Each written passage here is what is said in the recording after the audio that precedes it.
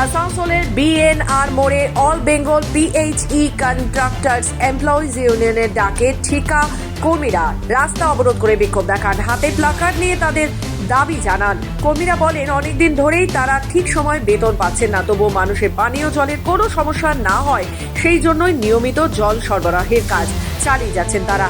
এই বিষয়টি বারবার কর্তৃপক্ষকে জানানো হলেও কোনো সমাধান হয়নি। এরপরেই বাধ্য হয়ে রাস্তায় নেমে প্রতিবাদ শুরু করেন কর্মীরা। তাদের স্পষ্ট দাবি, দ্রুত বকেয়া বেতন মেটাতে হবে।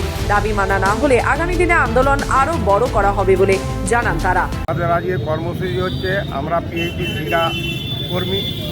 আমাদের আজকে দীর্ঘদিন ধরে আমরা কর্ম দিয়ে যাচ্ছি, কিন্তু আমরা প্রতি মাসে বেতন পাচ্ছি না।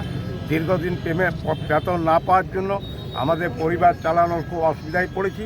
তার জন্য আমরা সব ঠিকা শ্রমিক মিলে প্রোগ্রাম করেছি, যাতে আমরা পথ অবরোধ করব এবং প্রশাসনের মাধ্যমে আমরা রাজ্যে যাতে সর্বত্র ছড়িয়ে পড়ে যে পিএইচই ঠিকা শ্রমিকদেরকে শ্রম নিয়ে তাদের পারিশ্রমিকের পয়সা প্রতি মাসে পেমেন্ট করতে পারে না।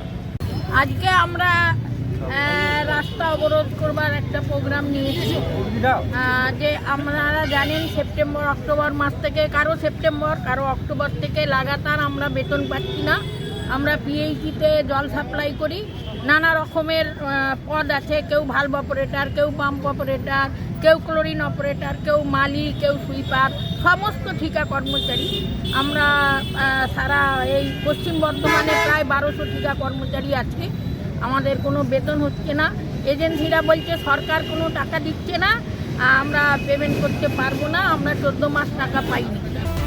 আসানসোল থেকে রাহুল পাসওয়ানের রিপোর্ট, খবর বাংলা।